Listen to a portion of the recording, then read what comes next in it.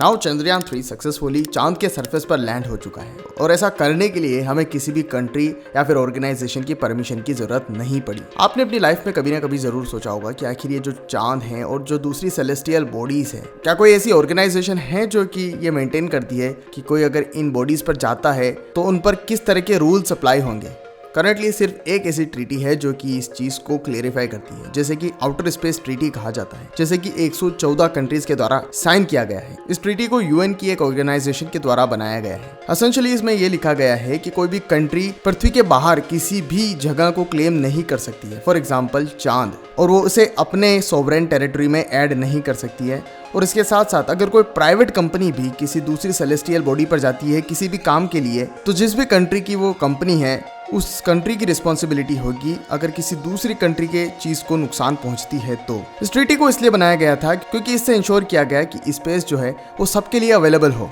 कोई भी इंडिविजुअल इसे क्लेम ना कर सके और इस टाइप से एक्सप्लोरेशन के लिए सबके पास में चांसेस अवेलेबल हो। पर इसमें एक बहुत बड़ा लूप होल है और वो ये कि अगर फ्यूचर में स्पेस में कोई इंपॉर्टेंट रिसोर्स निकलता है तो वो किसका होगा। फॉर एग्जाम्पल अगर कोई भी कंट्री चांद पर जाकर के किसी भी प्रकार के रिसोर्सेस को एक्सट्रैक्ट करता है और वो वहां से लाकर के पृथ्वी पर बेचता है, तो आखिर वो रिसोर्स किसका होगा और किस टाइप से उसका ऑर्गेनाइजेशन की जाएगी। क्योंकि अगर इस टाइप की चीजों पर कंट्रोल नहीं लगाया गया तो हर कोई, इवन प्राइवेट कंपनीज भी अपनी ग्रीड के लिए वहां पर जा सकती है और वहां से रिसोर्सेस ला करके पृथ्वी पर बेच सकती है। इनिशियली ये ट्रीटी काफी हद तक काम कर सकती थी क्योंकि तब तक ग्रीड का पॉइंट नहीं आया था, यानी कि लालच का कोई इशू नहीं था। पर अब जब एक दूसरी स्पेस एजेंसीज के बीच में बहुत ही बड़ा कंपटीशन है कि बाहर की सेलेस्टियल बॉडीज पर कौन पहले जा सकता है और वहां के ज्यादा से ज्यादा रिसोर्सेस को एक्सट्रैक्ट कौन कर सकता है, इस बीच में बहुत ही इंपॉर्टेंट हो जाता है कि कोई ऐसी फ्यूचर की ट्रीटी बने जो कि इन सारी चीजों को ऑर्गेनाइज करती हो। और इस करंट आउटर स्पेस ट्रीटी में ऐसा कोई भी डायरेक्शन नहीं दी गई है।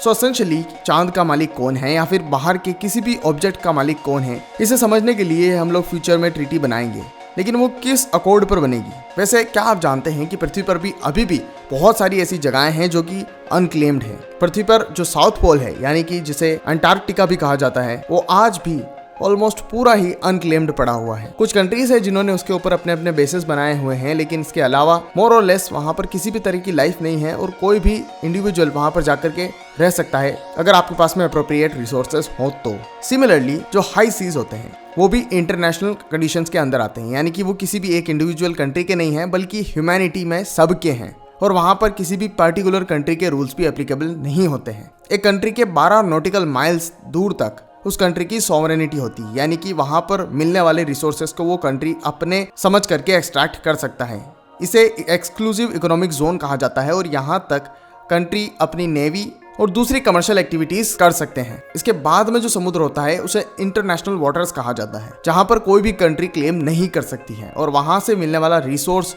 वो अपने फायदे के लिए इस्तेमाल नहीं कर सकती हैं। ना बहुत सी बार ऐसे इंडिविजुअल्स भी आपको मिलेंगे जो कि आउटर स्पेस ट्रीटी के होने के बावजूद भी आपको चांद पर इस तरह की जमीन बेच रहे होंगे। बहुत से लोग हैं जिन्होंने चांद से लेकर के मार्स से लेकर के जुपिटर, सैटर्न, इवन सूरज पर भी प्लॉट्स बेचना शुरू कर दिए हैं। इनका क्लेम होता है कि कोई भी कंट्री या फिर कोई भी कंपनी चांद पर क्लेम नहीं कर सकती है, बट आउटर स्पेस ट्रीटी में इंडिविजुअल्स के लिए कोई भी गाइडलाइन नहीं है। इनफैक्ट इस इंसान ने तो नासा को एक पार्किंग टिकट इशू कर दिया क्योंकि इसके हिसाब से इसने उस एस्ट्रॉइड को क्लेम किया हुआ था जिस पर नासा ने अपने स्पेस क्राफ्ट को लैंड कराया था। और जब फ्यूचर में ट्रांसपोर्टेशन और भी ज़्यादा आसान हो जाएगा और स्पेस टूरिज्म बहुत ज़्यादा बढ़ जाएगा, तब जब हम चांद पर जाएंगे तो आखिर कौन इन सब चीज़ों का फ़ायदा उठाएगा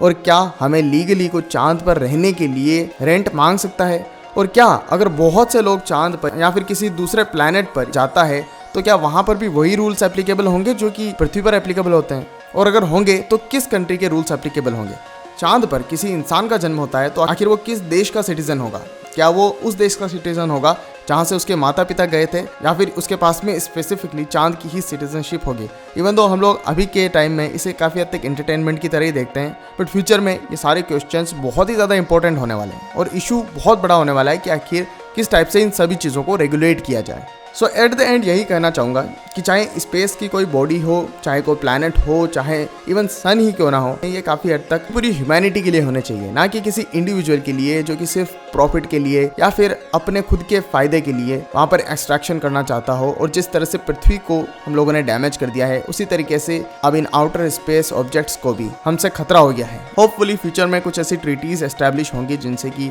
इस टाइप के किसी भी क्लेम को रिजेक्ट किया जा सकता हो और प्रॉपर रूल्स बने जिनकी वजह से सब लोगों को एक्सप्लोर करने का बराबर चांस मिले। Thanks for watching.